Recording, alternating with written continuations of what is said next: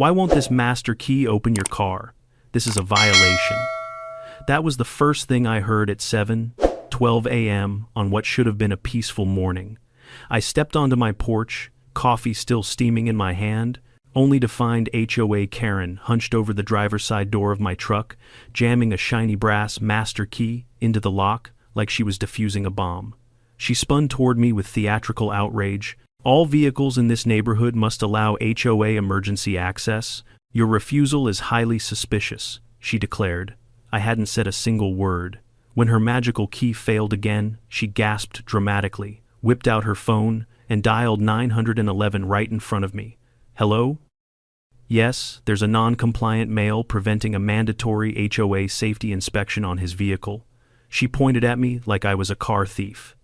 What she didn't know, the non-compliant male she was reporting, was the county sheriff. Before we get into this unbelievable story, comment your city and local time below, and don't forget to subscribe for more HOA chaos. I had dealt with unreasonable people before, comes with the badge, but nothing prepared me for the level of creative nonsense Karen managed to weaponize on a daily basis. And the funny thing is, before she tried to unlock my truck with a so-called master key, I genuinely believed she was just another overly enthusiastic HOA president with too much time and too many clipboards. I'd been wrong before, but never this spectacularly. To understand how we got to the moment she called 911 on the county sheriff without realizing it, I need to take you back a few years, back to the day I first moved into this quiet little cul-de-sac at the edge of the HOA's jurisdiction. My house sat on the border of their governance, close enough that Karen could see it, but far enough that she technically had no authority over any square inch of my property. And that technicality was the single greatest frustration of her entire personality. The very first time she introduced herself, she didn't say hello or welcome to the neighborhood. She marched up my driveway with a clipboard tucked under her arm like a prosecutor getting ready for trial. "Law enforcement vehicles may cause unnecessary alarm," she said, nodding toward my patrol cruiser. "I'll need you to park that elsewhere." It took me a moment to process the absurdity of the request. I explained politely that the cruiser was legally registered, legally parked, and legally immune to her personal discomfort. She forced a smile that didn't reach her eyes, made a note on her clipboard, and walked off like she was filing paperwork for my eventual eviction. And that was just the warm-up act. A few days later, I found a piece of paper taped to my cruiser windshield. In bold letters, it read, "Unauthorized government imagery visible from public view, $45. Fine." Government imagery? She meant the sheriff's badge on the door. I actually laughed out loud, peeled the paper off the windshield, and tucked it into a binder. At that time, I didn't know just how thick that binder would eventually become, or how many categories of nonsense I'd have to create for the avalanche of future offenses. Over the next year, I received an unbelievable range of HOA citations that weren't actually citations at all, just pieces of paper she'd printed at home. Once, she tried to fine me for leaving tire tracks in the driveway after a rainstorm. She called them unauthorized terrain modification. Another time, she accused me of visual intimidation because she didn't like how the sun reflected off my truck's chrome grille. But the moment that really set her off, the moment she transformed from nuisance to self-proclaimed regulator of my existence, was when she asked me to provide the HOA with a copy of my car keys for emergency purposes. I looked her dead in the eye and said, "Absolutely not." She blinked, stunned that anyone would deny her. Then she cleared her throat, lifted her chin, and replied, "We'll revisit this." And I should have known that meant trouble. Fast forward to the morning she jammed her brass master key into my truck door and called 911. After Deputy Ray revealed who I was and she had finished buffering like a frozen computer screen, she eventually stormed off in humiliation. But humiliation, for Karen, wasn't a deterrent, it was fuel. By the next morning, the first signs of escalation appeared: bright pink flyers taped to every mailbox, every lamppost, every trash bin. They were impossible to miss, partly because of the glitter glue and partly because of the hysterical all-caps title, "Urgent Community Action Required, Stop the Non-Compliant Vehicle." She even added tiny stars around the heading, as if decorating a bake sale poster. The flyer accused my truck of being a community risk, claimed I refused to participate in HOA-approved vehicle safety protocols, and insisted residents must vote to require all neighborhood vehicles to provide universal HOA access credentials. In other words, she wanted a key to everyone's car. My neighbor Mark knocked on my door that afternoon, holding one of the flyers. "Is this about you?" he asked, rubbing his temples. "Apparently," I said. He groaned. "She fined me last week because my car was too red. Said it was visually aggressive. I wasn't surprised." Karen's interpretation of HOA rules had never been grounded in anything resembling reality, but this new crusade was on another level entirely. Later that evening, I found a bright yellow notice tucked under my windshield wiper. Notice of parking violation, excessive vehicle presence, $65. Fine. Excessive presence. In my own driveway, I added that to the binder. The following day, she held what she called an HOA emergency meeting. Someone recorded it and sent it to me, possibly as entertainment, possibly as evidence. Watching it felt like watching a parody of a political rally hosted by someone who had read half a textbook on leadership and decided she was ready for world domination. Her presentation included a pie chart showing my truck as the #1 cause of community instability, a blurry photo of my vehicle taken from a suspiciously low angle, a slide titled Potential Threat Indicators, which listed size, color, reflectiveness, authority symbolism, and owner non-compliance. She concluded her speech by declaring that the HOA must take immediate action to restore driveway harmony. One resident raised a timid hand and said, "Isn't that the sheriff's truck?" Karen snapped back. Authority does not exempt anyone from community standards. To be honest, hearing her say that made me laugh. I couldn't make this stuff up if I tried. But the laughter didn't last long. By the next morning, 3 new notices appeared on my truck: reflective paint disturbance, unauthorized law enforcement symbols, driveway shadow imbalance, driveway shadow imbalance. She was now fining me for the shape of my truck's shadow. That was when I realized this wasn't just another HOA spat. Karen was escalating towards something much bigger, much louder, and far more absurd than anything I'd seen up to that point. She wasn't simply annoyed by my truck, she was obsessed with controlling it, controlling me, controlling everything she believed fell under the spirit of the HOA. And the real kicker, my driveway wasn't under the HOA at all. I knew I needed to start documenting everything meticulously. Not as a neighbor, as a sheriff. I began gathering photos of every flyer and notice, screenshots of her emails, recordings of her meetings, statements from neighbors who also felt targeted, copies of the so-called master key guidelines she claimed to enforce. I wasn't building a case out of spite. I was doing it because I could see exactly where Karen was heading, toward a legal collision, and just when I thought she couldn't possibly get any more irrational, she proved me wrong the next morning. I stepped outside and saw 26 small neon orange flags lining my driveway in 2 perfectly straight rows, like a weird ceremonial runway leading to my truck. Each flag carried the same message: HOA claim, pending vehicle access, gate under review. A gate. She was planning to build a gate across my driveway to control vehicle access. The footprints around the flags were hers. I recognized the pattern. Those orthopedic sandals never lied. I crouched down, looked at her handiwork, and realized something important. Karen wasn't just reacting anymore. She was planning. She had declared war, and she had absolutely no idea she had just crossed the worst possible line. The legal one. I stood there staring at the neat little rows of neon orange flags, each one stuck into the soil with almost obsessive precision.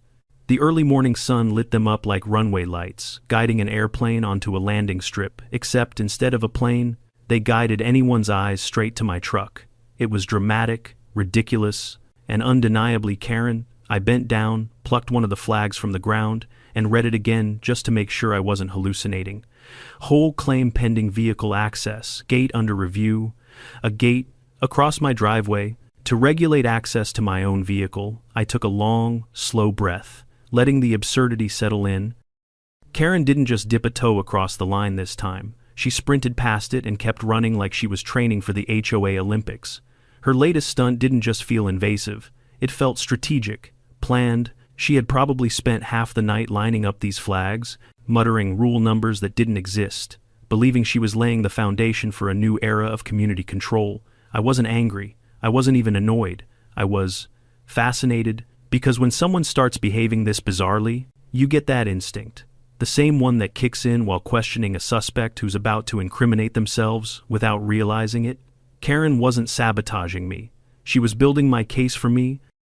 Still holding the flag, I pulled out my phone and photographed every angle, footprints, spacing, the position of the flags relative to the driveway. It would come in handy later when the real authorities, the ones who actually had jurisdiction, looked into this. Right on cue, my phone buzzed with a text message. It was from Mark, the neighbor who'd complained about Karen finding him for having a red car.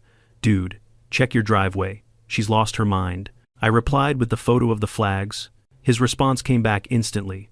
"Oh my God, she's making runways now." I actually laughed. But the morning comedy show wasn't over yet. A few minutes later, I heard the familiar clack, clack, clack of Karen's sandals marching down the street. I didn't have to turn around to know it was her. Her footsteps were as recognizable as her voice. She appeared at the bottom of my driveway, clipboard hugged against her chest like a holy artifact. "Good morning," she said, voice tight with fake politeness. "I'm sure it is," I replied, still holding her neon orange flag like evidence. She adjusted her sunglasses.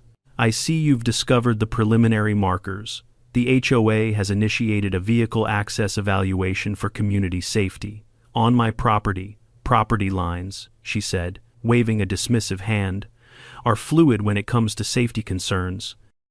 I raised an eyebrow. "Fluid? Yes, and as acting HOA president, I have full authority to take precautionary measures when a resident refuses compliance." She nodded toward my truck. "And your vehicle's defiance is well documented." I almost choked on my own air. My truck's defiance. "It refused universal access," she said, as if that sentence made sense in the English language. I let the silence sit for a moment, mostly because I couldn't decide which part to address first. Eventually I gestured at the flags. "You put these here yourself." "Of course I did," she said proudly. The board was unanimous. My eyes narrowed. That was a lie. Or at least, a major exaggeration. I knew the board was tired of Karen's antics. They'd whispered complaints, exchanged knowing glances, even apologized to me behind her back. "Is that so?" I asked. "Unanimous? Well," she shifted slightly. "Unanimous in spirit." "Ah, spirit. The best friend of anyone who didn't actually have votes." I took a step toward her, polite but firm. "Karen, this is private property. You're trespassing. And these flags, this gate you're planning, have no legal standing." Her chin snapped upward. "Not yet." That made me pause. "Not yet." Karen clutched her clipboard like a shield. "I'll be drafting an amendment for the next HOA meeting. The community will vote to place all vehicles within visual proximity of HOA land under shared authority. It's progressive. It's illegal," I countered. She brushed off the comment with a scoff. "Laws adapt, communities evolve." Then she added, almost giddily, "Besides, residents deserve protection from rogue vehicles." My truck was now a rogue vehicle. Marvelous. I took another photo of her standing proudly among the flags. Karen noticed and stiffened. "What are you doing?" "Documenting," I said simply. She frowned, recognizing that word as one that could be used against her later. "You can't intimidate me," she snapped, though her voice wavered. "I will not be threatened by someone who thinks he's above community standards." I smiled. "Karen, I think you're forgetting something." "And what is that?" "You called 911 on the sheriff." Her face flushed pink anger or embarrassment. I couldn't tell. Maybe both. "That was a misunderstanding," she said quickly. "You told dispatch I was refusing an HOA inspection." "I stand by that." "You told them I was suspicious." "You were suspicious." I was holding a cup of coffee. Her lips pressed into a thin line. It was clear she didn't enjoy the memory of her humiliation being brought up. Without another word, she spun on her heel and stormed off, leaving me with a driveway full of flags and the distinct suspicion that this was far from over. And I was right. Because that afternoon, while I was returning from town, I saw a tow truck parked suspiciously close to my driveway. The driver stood next to it, scratching his head, looking at a paper in his hand like it was written in ancient code. I pulled up and stepped out of my vehicle. "Hey there," I said. "Everything all right?" He looked at me, then down at the paper, then back at me. Ma'am, from the HOA, told me this truck was abandoned and needed removal." I exhaled slowly. "Abandoned." She said it hadn't moved in weeks. "I drove it yesterday." He blinked. "She also said the owner was refusing to comply with safety checks." I pointed to the sheriff's emblem on the door. I'm the owner. The man's face drained of color. Oh man, she didn't mention that. I'm sure she didn't. He folded the paper and shoved it in his pocket like it was cursed. Sorry, sir, I'm leaving. Right now. He climbed back into the tow truck and took off like he was fleeing a crime scene. I looked at my driveway, the flags, the disappearing tow truck, and the growing ridiculousness of the entire situation. This wasn't just pettiness anymore. It was escalation. Deliberate escalation. Karen wasn't just trying to control my vehicle. She was trying to create a narrative in which I was the problem, the danger, the threat, and if there's anything I know after 2 decades on the force, it's that when someone builds a false narrative, they eventually back themselves into a corner. Later that evening, as the sky turned orange and purple, I walked back outside and removed every single neon flag, one by one, a quiet, methodical undoing of Karen's imaginary empire. I gathered them into a pile, photographed the empty ground for good measure, and stored the flags in a box labeled Evidence Vehicle Incidents. Because the truth was clear, Karen wasn't finished. The master key was just her opening move. The flags were her attempt at expansion, and I could feel it in my bones.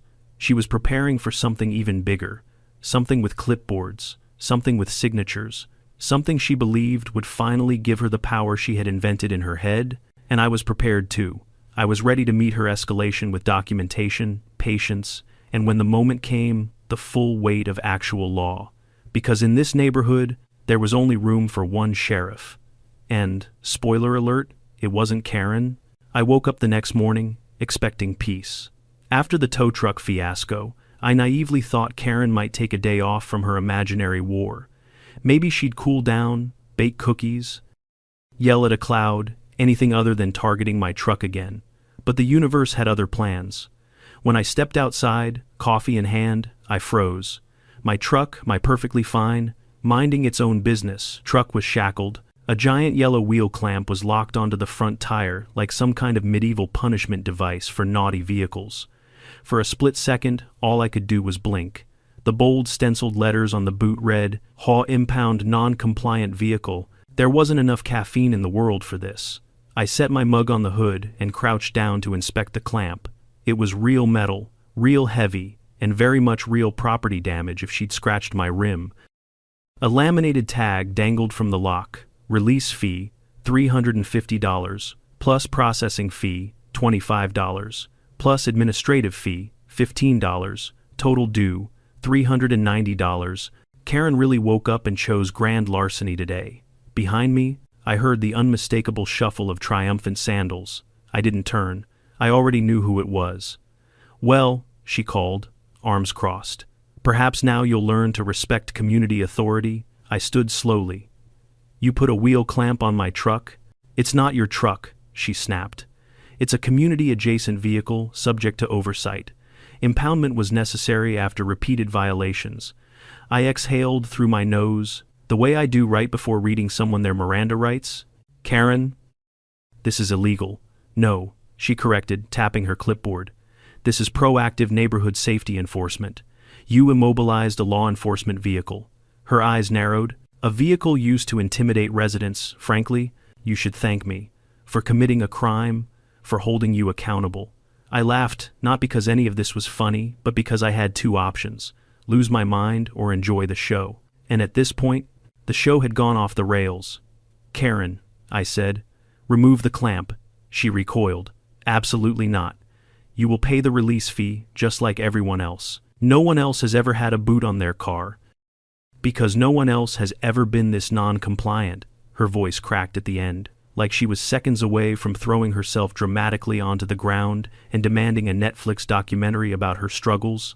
Karen, I tried again, you cannot impound someone's vehicle, especially not off HOA property, she smirked. We'll see what the board says.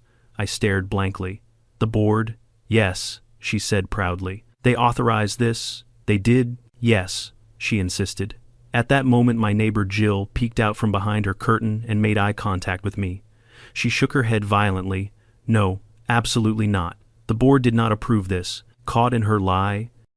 Karen pivoted instantly. Well, they didn't oppose it. That's not the same thing. It is in spirit, she declared. Ah, yes, the HOA spirit where reality went to die. I pulled out my phone. Karen stiffened but tried to hold her ground. I snapped photos of the clamp, her, the driveway, everything. She scoffed. Oh, please, you think pictures will scare me? No, I said calmly, but they will help the police. Her lips parted in horror. Police? You wouldn't dare. Oh, I dare. I dialed dispatch, not 911, just non-emergency, and requested a deputy respond for unlawful immobilization of a vehicle. Since I was off duty and involved personally, I couldn't handle it myself. Policy is policy, Karen panicked. You're weaponizing law enforcement. This is harassment. I pointed to the clamp. You immobilized a government asset. Before she could argue, a familiar patrol cruiser rolled into view. Deputy Hernandez stepped out, took one look at the clamp, then turned to me with an expression that said not again. Morning, Sheriff, he said under his breath. Karen, I confirmed. Karen threw her hands up. Finally, someone reasonable, officer, arrest him for refusing to follow HOA impoundment protocol. Hernandez stared at her for a long moment. Ma'am, there is no HOA impoundment protocol. There should be, she shouted. That's not how laws work, he replied. She jabbed her pen toward the clamp. This vehicle is out of compliance. I tried the master key. Stop, I said, raising a finger. Do not confess to more crimes. Hernandez sighed and pulled out his pad. Ma'am, did you place this device on the sheriff's truck? I issued a lawful community corrective action. Did you buy this online? Yes, she said proudly. It's heavy duty, and comes in different colors. Ma'am, he interrupted, you cannot immobilize property you don't own.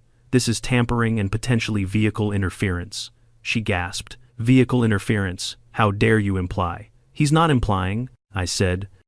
He's reading the law. This is oppression, she shrieked, of the HOA. If hysterical righteousness were a fuel source, Karen could have powered the entire county. Hernandez wrote out an official warning and instructed her to remove the clamp immediately. She refused. He repeated the instruction. She refused again. Finally, he said, if you don't remove it, we will. The glare she gave him could have peeled paint, but she stomped over, fiddled angrily with the lock, and yanked the clamp off the tire like she was ripping betrayal from her soul. She dragged it away, muttering about tyranny and rogue vehicles. She left without another word. But her retreat didn't last long. 2 days later, she came back with reinforcements. Not people, just paperwork, stacks of it. Glossy brochures she made at home titled, The Great Vehicle Harmony Initiative. She taped them to every door in the neighborhood. Some bullet points included, mandatory HOA access keys for all cars, HOA-controlled parking rotation schedules, monthly driveway compliance inspections, fines for visually disruptive automobile silhouettes. I laughed so hard I had to sit down. But Karen wasn't laughing. She was doubling down. That week, I received 13 separate violations: parking too confidently, vehicle presence exceeding comfort threshold, potential intimidation due to height, license plate, numerically aggressive, unauthorized reflective surfaces, excessive durability, owner attitude non-compliant, truck windows too transparent, driving patterns unpredictable, tire grooves emotionally sharp, paint color too authoritative, shadow cast exceeds 4-5 feet, sheriff emblem improper for suburban setting. Each one was more absurd than the last. I documented everything. I made a second binder, then a third, and after seeing me gather evidence, Karen realized something. She wasn't intimidating me.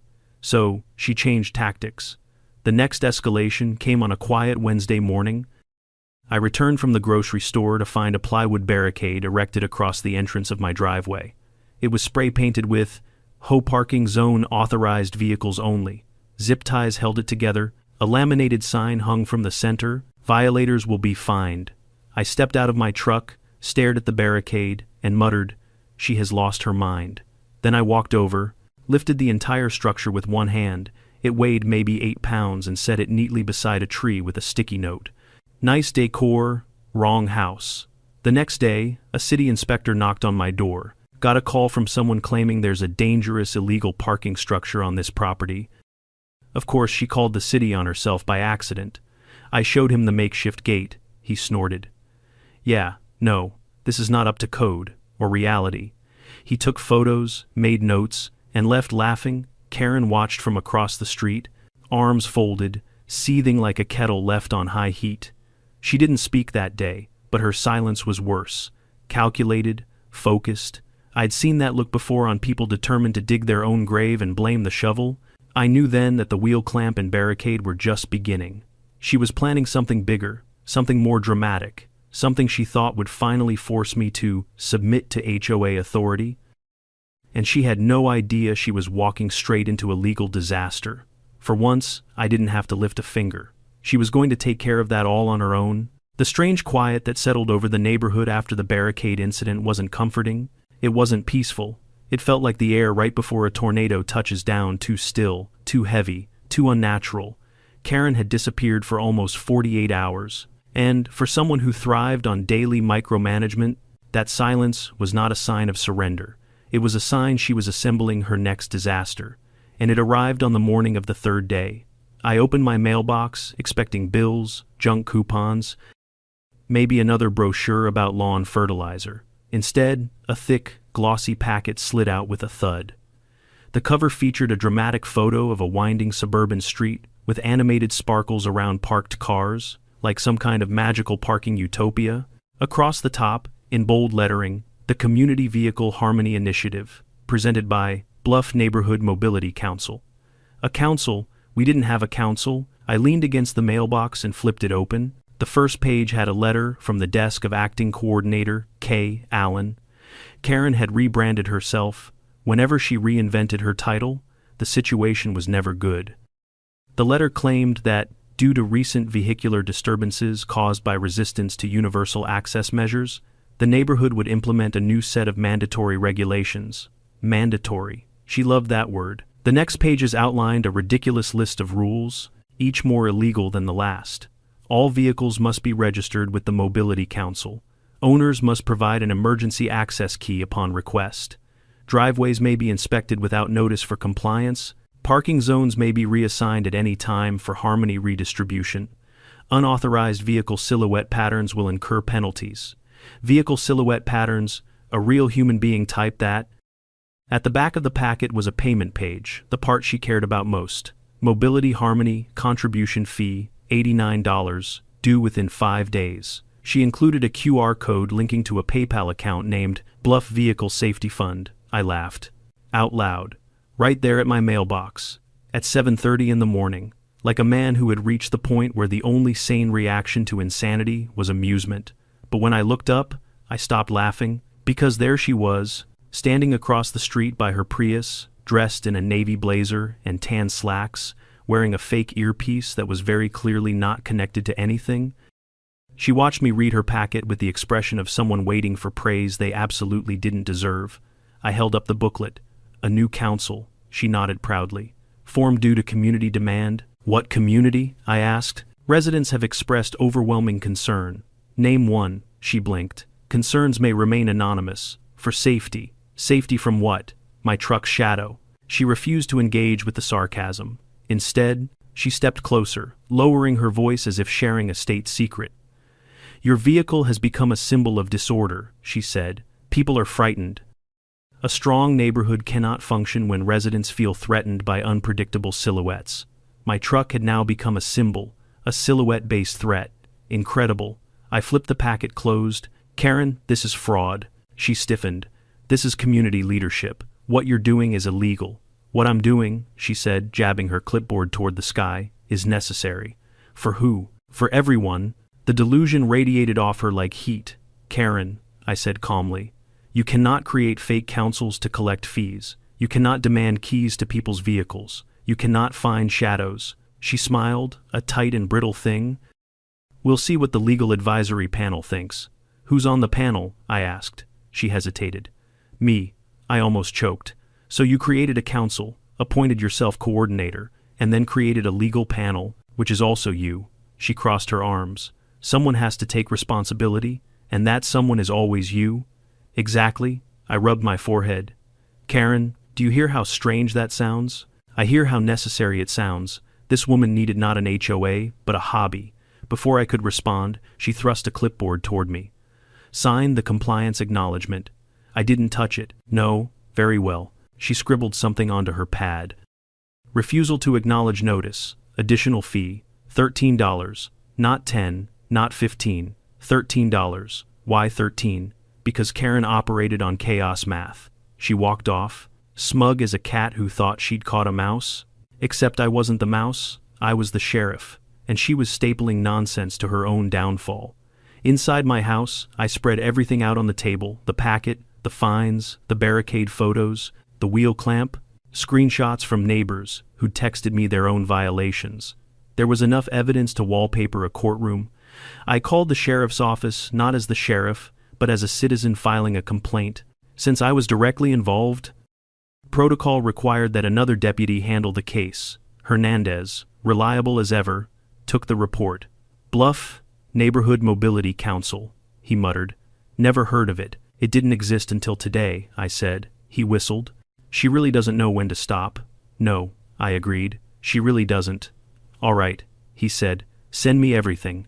This might cross the line into attempted fraud. I emailed him the documents, photos, timestamps, and links. He thanked me and said he'd begin verifying Karen's claims, or rather, disproving them. That evening, as I sat on my porch reading through her booklet again, trying to decide whether silhouette patterns should become a running joke at the station, my neighbor Jill approached hesitantly. She looked around, making sure Karen wasn't nearby. Can we talk? She whispered. Of course. She stepped closer. We need your help. The HOA board, we're done. We can't deal with her anymore. I raised an eyebrow. What happened now? She told the board we needed to create a parking brigade. She wants weekly driveway inspections, and she tried to fine one of the board members because her SUV felt rebellious. I rubbed my eyes. I wish I could say I'm surprised. She's out of control, Jill said. We've had enough. We want to vote her out, but we need solid evidence, provable stuff, things she can't wiggle out of later. I gestured toward the dining table inside, stacked with paperwork like a crime lab display. I've got evidence. Jill's eyes widened. How much? Binders, plural, 3 so far. She let out a breath like someone who had just seen daylight for the first time in months. This could work, but you have to be there. The board meeting is Friday. I'll be there. She hesitated, then asked, one more thing. Is it true she called 911 on you? Yes, and didn't know you were. The sheriff. Correct. Jill covered her face and groaned. Oh God, this is worse than I thought. I nodded. Yes it is. She left with a promise. The board would prepare the motion to remove Karen, but Karen wasn't going to sit quietly. Oh no. She had sensed resistance. She had smelled rebellion, and like any dictator whose regime was cracking, she ramped up her efforts. The next morning, another packet appeared, this one titled Emergency Vehicle Harmony Audit, Mandatory Participation Required. Inside was a form threatening a $150 non-participation fee. She also slipped a handwritten note under my doormat. Your resistance strengthens my resolve. Who writes villain monologues to their neighbors? Later that afternoon, a group of bewildered residents approached me. She fined me for washing my car too loudly, one said. She fined me because my headlights were too assertive. Another added, she fined me for insufficient wheel humility, said a third. Wheel humility. That was a new one. It hit me then that Karen wasn't just spiraling, she was dragging the whole neighborhood into her vortex. But the good news, every ridiculous fine, every fake regulation, every desperate power grab was more evidence. Evidence that would end her presidency, evidence that would end her crusade against my truck, evidence that would, ultimately, bring her face to face with real legal consequences. And by Friday's meeting, the neighborhood would no longer be under the rule of a clipboard tyrant. Karen didn't know it yet, but she was about to lose everything she'd built, and all because she believed she had the right to open my truck with a shiny brass key. I arrived at the HOA meeting 30 minutes early, not because I was eager to watch Karen implode, but because the board had specifically asked me to help set up the projector, seats, and, well, the security measures. Not physical security, emotional security. They knew Karen well enough to expect some kind of theatrical meltdown, and the last thing anyone wanted was her climbing onto a table again and shouting about vehicular insurrection. The community center was already humming with quiet tension.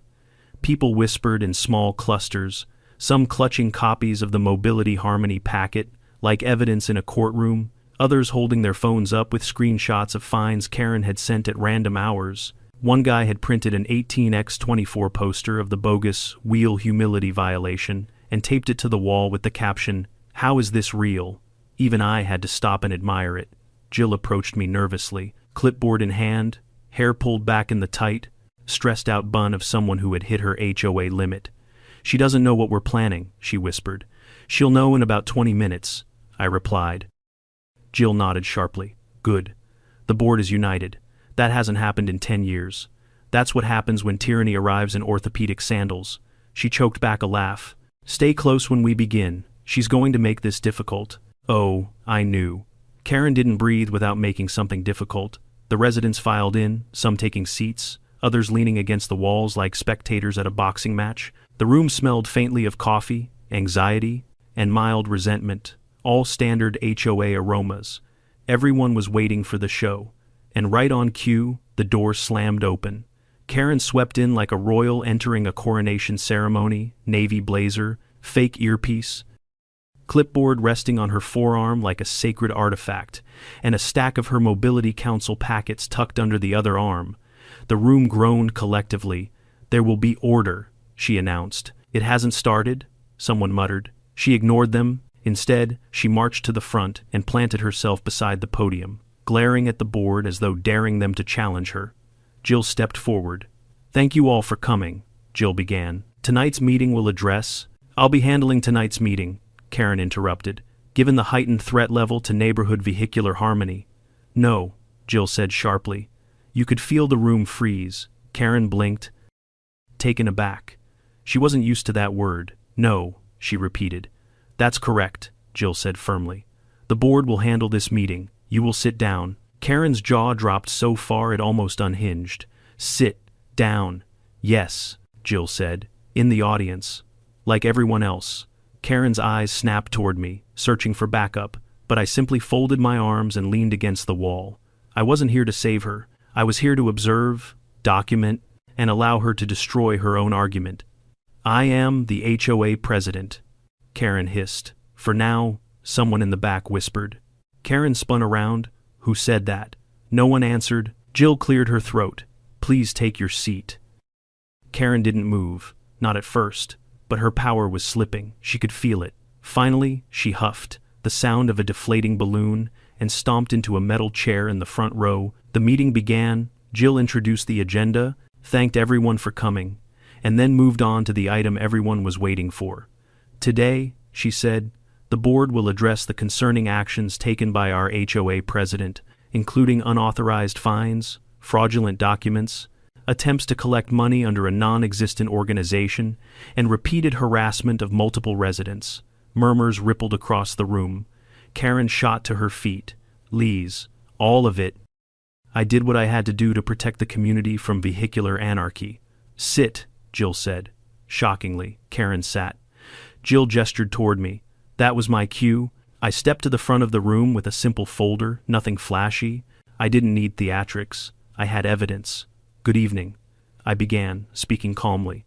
"Most of you know me as your neighbor. Some of you recently learned I'm also the county sheriff. I've lived here for 3 years, and until recently, I never imagined needing to speak at an HOA meeting. But here we are." The room chuckled uneasily. "I want to walk you through the sequence of events that led the board to call this meeting." I laid the folder on the table and opened it, revealing printed photos and documents. First, the incident where Karen attempted to open my truck using a so-called master key. I held up a photo of her, caught in the act, brass key in hand. She then called 911 to report me as a suspicious individual refusing an HOA inspection. Gasps filled the room. "She did not know," I continued, "that she was calling the sheriff." A collective murmur swept across the audience. Even though many already knew the story, hearing it said aloud added weight. I flipped to the next page. Next, Karen issued unauthorized fines, dozens of them, many of which targeted other residents. I gestured toward the posters and papers people brought in. Charges for aggressive headlights, non-compliant wheel angles, emotional lawn imbalance caused by vehicle placement. These are not real violations. They do not exist in the bylaws. Heads nodded, people whispered angrily. Then there was the wheel clamp she placed on my truck. I placed a photo of the boot on the projector. Karen made a strangled noise but didn't interrupt. Not yet. She also called a tow truck and attempted to have my vehicle removed by claiming it was abandoned. It wasn't. I continued laying out each incident. The plywood barricade, the neon flags marking a non-existent HOA claim, the fraudulent Mobility Harmony Council, the payment demands, the QR code linking to her personal PayPal. She attempted to collect money through an unregistered organization, which constitutes attempted fraud. Karen finally erupted. I was acting in the interest of the community. Karen, I said gently, you immobilized a sheriff's truck with a clamp you bought online. That clamp was high quality, she shrieked. A man in the back burst out laughing. Jill held up her hand. Order, please. But the room wasn't laughing anymore. They were angry at being manipulated, fined, and dragged into chaos by someone who believed she owned their driveways. I finished my explanation, closing the folder. The evidence has been submitted to the county and the investigation is ongoing. However, the HOA board can take action tonight regarding her status. A board member stood and said, "We move to vote on the immediate removal of Karen Allen as HOA president." The room erupted in clapping. Karen jumped to her feet, eyes wild. "No, you can't do this. I am the only one holding this community together. Without me, you'll descend into parking mayhem." Jill didn't flinch. All those in favor. Hands shot up across the room, dozens of them. A tidal wave of fed-up residents. It was beautiful. All opposed? Jill asked. Karen shot her hand up. Alone, trembling with fury, Jill nodded. Motion carries. Karen Allen is removed as HOA president effective immediately. The collective exhale from the crowd felt like the first breeze after a long drought. Karen stood in stunned silence, like someone had unplugged her brain. Then she grabbed her clipboard, pointed at me, and shouted, "This isn't over. You can't escape Harmony. I will return stronger than ever." And with that, she stormed out of the building, slamming the door so hard the frame shook. The room sat in stunned silence for a moment. Then, applause filled the air. People clapped, cheered, laughed. Some even hugged. I just stood there, watching the door she'd stormed out of, knowing something the rest didn't. She wasn't done. Karen didn't retreat. Karen regrouped. And I had a sinking feeling her next move would make everything she'd done so far look tame. The evening after Karen's removal was the most peaceful the neighborhood had felt in months. People lingered outside their homes, chatting on sidewalks, watering plants, walking dogs without glancing over their shoulders for a charging pink blazer. Someone even joked that they could finally wash their car without violating vehicular emotional etiquette. Spirits were high. Relief was real. But peace, in my experience, is not the end of a story. It's the eye of a storm. Karen didn't show up the next day, nor the day after. Most people celebrated her absence, believing she'd finally slunk away in shame to lick her wounds and reorganize her army of imaginary committees. But I dealt with her long enough to know better. Karen didn't accept defeat. She repackaged it. It started quietly. A strange envelope showed up in my mailbox on Friday morning. Not HOA branded, not handwritten. It was printed professionally on linen paper, sealed with a gold circle sticker, as if it were an invitation to a royal gala. The return address was simply P.O. Box 214, Bluff County Oversight Initiative. I sighed before even opening it. Inside was a formal notice.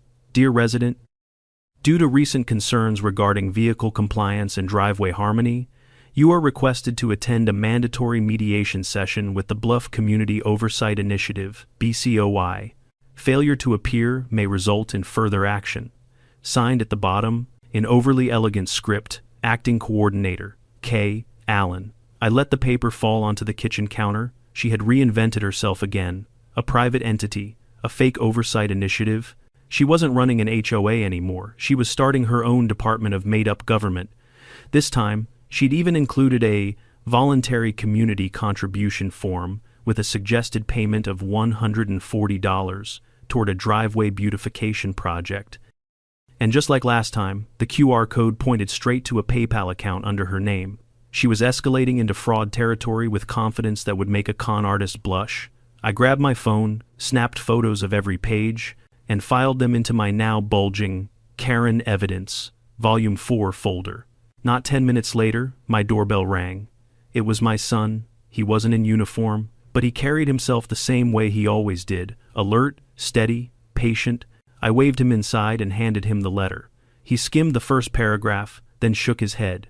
She's really trying to reinvent the HOA. Not reinvent, reincarnate. She sent the same letter to half a dozen residents, he said. Somebody dropped theirs off at the sheriff's office this morning. I poured him coffee.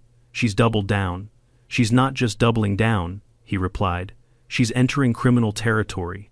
This isn't just harassment now, this is impersonation of authority and attempted collection of fraudulent fees. Can we charge her? I asked. Not yet, he said, but we can look into it.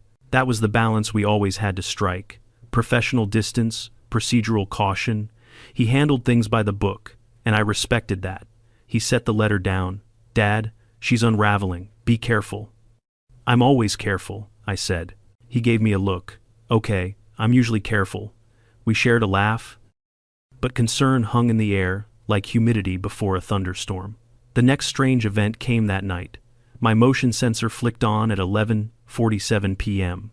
I checked the camera feed, expecting a raccoon. It wasn't. It was Karen. She wore a reflective vest, cargo pants, gloves, and carried what looked suspiciously like a tape measure, a clipboard, and a stud finder. She paced back and forth along the perimeter of my driveway like a surveyor on a very personal mission. At one point, she knelt and measured the angle of my truck's front tire. She scribbled furiously. Then she measured its distance from the lawn. Scribble, scribble. Then she held the stud finder against the fender like she expected it to reveal state secrets. I stepped outside onto the porch, arms crossed. Evening, Karen, I called. She gasped and dropped her tape measure. I was conducting an assessment, she stammered. At midnight. Timing is irrelevant when harmony is at stake. Karen, get off my property. I have authority under the Oversight Initiative. No, you have a vest you bought on Amazon. She bristled. A uniform, she corrected. A vest, a uniform, a vest, Karen. She stomped her foot like a toddler denied a cookie. You're obstructing justice. No, I said, stepping forward. I'm obstructing trespassing. I pointed at the camera. You're being recorded. She froze. That was her weakness. Not authority, not resistance documentation. She hated when her actions were captured by anything other than her imagination.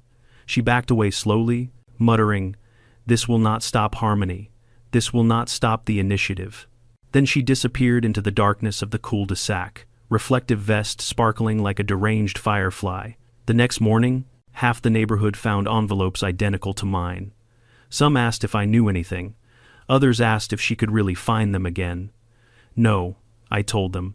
She has zero authority, but she threatened legal action, one neighbor whispered. She threatens shadows, I replied. You'll be fine. Still, not everyone was reassured. Karen had spent years conditioning them to fear her clipboard. Undoing that takes time. By noon, I had collected 11 more letters from neighbors who didn't trust themselves not to burn them out of frustration. I forwarded everything to Deputy Hernandez. He called 20 minutes later. Yeah, I think we have enough for charges, he said. This initiative isn't registered with the state, not even close. She's fabricating documents and presenting them as legal authority. Do what you need to do, I replied. He hesitated. One problem, which is, she's probably expecting retaliation. She might have a meltdown before we can serve the papers. He was right. And the meltdown came that same afternoon. I was working in my garage when I heard shouting from the street. I walked out and saw Karen standing beside her Prius, waving a giant rolled-up poster like a battle flag. The community is at risk, she screamed. The sheriff's vehicle is a threat to harmony. People peeked out of curtains, some gathered. Everyone looked tired. Then she unrolled the poster.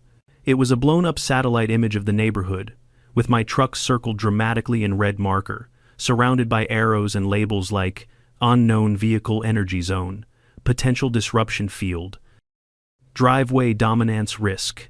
A kid down the street whispered, "Is he a superhero?" Karen spun on him. "No, he is a menace." At that moment, 2 sheriff's cruisers pulled into the street. Karen paled. Deputy Hernandez stepped out and approached calmly, professionally. "Karen Allen," he said, "we need to speak with you." She puffed up her chest. "Ah, finally, justice arrives." "Yes," he said, "it does." He handed her a packet of papers. She skimmed the first lines, then she screamed. It wasn't a normal scream. It was the sound of a woman whose imaginary empire had just collapsed under real-world law. "You can't do this," she shrieked. "I am the initiative." "No," Hernandez said. "You are being charged with harassment, falsifying documents, and attempting to operate an unlicensed entity. My initiative is legal. It doesn't exist. It exists spiritually. Spiritual HOA doesn't count?" She stomped, ranted, waved her arms, declared herself a guardian of peace, and accused me of leading a coup. I just stood there, arms crossed. When she finally ran out of breath, Hernandez spoke again. "Ma'am, you are formally ordered to cease all oversight activity. You are not to contact residents with demands, letters, or directives. Violate this, and further action will follow." Karen stared at me with fire in her eyes. "This is your doing," she hissed. "No," I replied. "This is your doing." She got into her Prius, slammed the door, and sped off. For the first time, she didn't yell out the window. She didn't even look back. That evening, the neighborhood felt different, lighter, calmer. Parents walked their kids. Teenagers skateboarded. Dogs barked without receiving noise citations. The shadow of Karen's clipboard tyranny faded like mist in sunlight. But peace never lasts long with someone like Karen, because I knew deep in my gut that she wasn't done forever, just done here. People like Karen never disappear. They relocate. Karen's departure should have felt like a victory. The neighborhood exhaled, relieved to finally live without threats of vehicular disharmony or shadow violations. Kids played basketball in driveways. People washed their cars at normal volumes. For the first time in months, the air didn't smell like clipboard ink and unreasonable fines. But I'd learned something long ago as a sheriff.